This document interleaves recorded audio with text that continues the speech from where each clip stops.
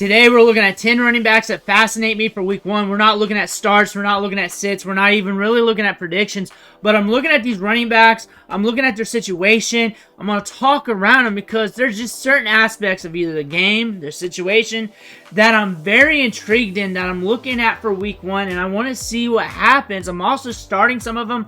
I'm benching some of them. But honestly, I just want to talk about these players, what we're going to see in the matchup, what we could see going forward, and everything else. But before we dig in, you need to click that subscribe button right now because we're talking about these players every day. Soon, it's going to be the waiver wire. It's going to be the waiver wire hot and heavy going into week 2. Helping you find the right players to pick up, those diamonds in the rough. On top of that, using videos kind of like this and the must start and sneaky start videos, we're helping you set your lineups and find those hidden gems. Click that button. Stop missing out. First player I'm talking about that I'm very interested in, I'm fascinated with, is Raheem Mostert. And honestly, his ranking is like a low-end RB2 right now. But we saw over the course of time with the Dolphins last year, although the touchdowns were rather high, that should regress to like the average. But we're in a matchup here. We got a 49.5 over under. This is going to be a fast-paced game. He's going to get opportunities. He's going to get touches. And this is the game where he's fallen in rankings per Fantasy Pros. And they're average with all the expert rankers there, 23rd among running backs. But the upside's so immense here. And then you look at the price at $6,400 on DraftKings. That's still like moderate. I wouldn't say it's high. I wouldn't say it's low. It's like kind of moderate. So DraftKings price tag for Raheem Mostert saying, hey, we kind of like him. He's kind of expensive. We look at the matchup here. There could be some fire going on with this matchup. So when I look at that, are people like underestimating Raheem Mostert going into week 1? He averaged 18 points per game. Again, the touchdowns should scale back to some degree because 18 touchdowns in a season is a lot for a running back that's not like a top tier running back, like a top 3 option or whatever. But Raheem Mostert, though, he's got a fire matchup, fire situation, should be getting some workload, should be getting like double-digit rushing attempts, maybe 10, 11, 12, 13, 14, 15, something like that. I don't know exactly, but it should be up there a good bit. Should be getting workload. Some of that's in the red zone. And we're sitting here ranking almost like an RB3. I think this is a great matchup just to see what happens with DeAndre Swift. I am all over the board with him, but I think his ranking might be a little bit too high. The thing about this is, are we going to believe that Caleb Williams is going to check it down? Is he going to check it down to DeAndre Swift? Because DeAndre Swift's value in PPR is what's going to matter here. And can DeAndre Swift against the Titans, a defense that can corral the run game a good bit, which we saw historically recently, we'll have to see once we get into the season. Can DeAndre Swift run on that? And can DeAndre Swift get enough rushing attempts? Or are they going to carousel these running backs? Is he up there too high? The upside's immense because he could break loose. But Caleb Williams, we saw this at USC. He likes to push it downfield. He likes to push it to his wide receivers. That was a knock and a great thing for him. Both ways, when you flip the coin, that's both good things. But for a back like DeAndre Swift, for fantasy football prowess, especially in PPR, you got to get some of those checkdowns. You got to get them in space. You got to have room to move to be able to get yards after the catch. And then coach speak, talking in the press conferences, the coaches were saying, hey, we got him as an upside play for this backfield. So maybe it's a few carries, maybe it's 10, 12, and we're seeing a few pops. And Caleb Williams back there, he lets you know where the rock's going. He's going to push it downfield to them wide receivers. He's going to keep the play extended, and he's going to get it down there. How many checkdowns is he actually going to get? And we're looking at this Titans game. This is a low over under. We got Will Levis. We got some variables here that could really impact this team. How are you feeling about DeAndre Swift? I'm not saying start or sit. Again, I just think he's fascinating right here when I really look at that and look at the whole scenario of this matchup going forward. Zamir White, RB28, so he's an RB3 in value, and they're just sounding alarm that he's going to get a lot of volume. But out of that, we got a 39.5 over-under here for this Chargers game. The over-under just keeps diving. It was like 41 a couple days ago. Now we're at 39.5. So the line's moving down. People are saying, hey, they're not scoring. So I got a red alarm on this game with all the fantasy football players in this. However, with Zamir White, I expect him to get the rock. This game's not going to end 0-0. Someone's going to have to get over 100 yards made. Someone's going to have to do something in this game. And I know volume's going to go his way. 21 rush attempts a game. once Josh Jacobs was out, if that scales back to Alexander Madison, which I don't think so, they were saying in the press conferences and training camp, like, hey, we're going to just run it a lot. They've been saying, I expect this game to run fast, as in a lot of times going to be burned between plays due to running it a lot on both ends, on both teams. I expect it to be somewhat low scoring. I can also see it breaking a little bit. But Zamir White, I expect workload. I just want to see what it looks like. I want to see what this team looks like with Gardner Minshew. I want to see what all that looks like. But I feel safe with the touches. I feel safe looking at this matchup with the touches. I just don't feel safe with this matchup as a whole with anybody involved. But out of this whole matchup, he's the player I feel safest with. Austin Ekeler, RB33 in the rankings per Fantasy Pros. And the thing about this, I feel like he's going to catch some checkdowns. I think this is going to be great for PPR. 42.5 over under, and this is against the Bucks. This is a game script that could break, and everything's on Jaden Daniels' shoulders. If Jaden Daniels looks like a rookie, this could be an ugly game, boring to watch. It's going to be shitty. It's going to be a lot of mistakes. Or if he starts off in stride, looks good, we could see a guy like Austin Ekeler get some balls in the flat, gets yards after the catch. Maybe he's not as dust as what we thought last year. And RB33 in the rankings, RB3 on your team, RB4 as a flex. Maybe that's something you may want to look at or gamble on. But also, 5 targets a game last year, we could see that here because Brian Robinson isn't going to get all the targets out of the backfield. He's going to be grinding it between the tackles. And this could be like him and in passing scenarios, catching the balls out of flat, getting yards in space, and they got that quick RPO game trying to keep him upright behind that offensive line. Of course, Jaden Daniels last year and his years prior at LSU and Arizona State would get hit a little bit, holding on to the ball a little bit too long. So just making things quicker, more fast-paced, and that lends to Austin Ekeler in passing situations. This could be a surprise play. He's also a player I'm watching too, because when you looked at the training camp highlights, we did not highlight him overall because there wasn't not enough to do a video. But he also looked good in those clips, like he had that pop back in his step. But again, that looks different over a whole game, over a course of multiple games. So that's something to see. Can Austin Ekeler get that pop back in a step? Can he look good? That is the question we're asking this week. And Antonio Gibson, he's on the injury report. But maybe not this week, maybe next week, week after. What's his usage going to look like? How's he going to be using the pass game? Is there going to be a lot of checkdowns, or are they going to push it deep to the wide receivers? It's more efficient to really just push it deep to the wide receivers. He's got good size, adjusted athleticism.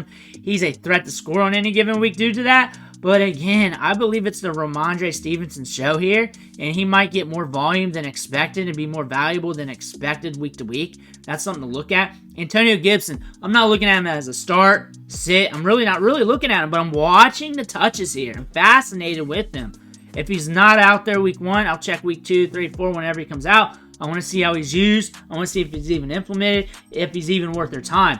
Blake Corum, I want to see how he's used as well. I want to see if he gets like 5 touches a game, or if he's pushing like 10 with Kyren Williams there. I want to see how many touches Kyren Williams is get, because I'm expecting a scale back, but nothing crazy. I'm expecting the opportunities to scale back from like 25 a game to maybe like 20 to 18, and some of these going to Blake Corum. And if something happens to Kyren Williams, then it's going to be the Blake Corum show. I expect Blake Corum just to ramp up throughout the year as these running backs just get their aches and pains like running backs do.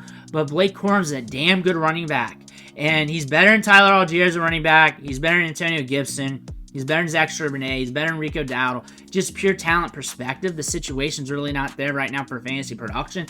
But in a matchup like this, though, if you just want to pray for some fantasy points and you're just trying to make a sexy DFS lineup at the top and just cram in a cheap running back, maybe you just hope Blake Corum just smashes on this 52 over-under and gets some opportunity around the goal line due to the Rams moving the ball a lot with Detroit, and maybe that happens if they live up to that over-under. And if that happens, you're going to cash in, especially if those high-priced players you jammed into that lineup work.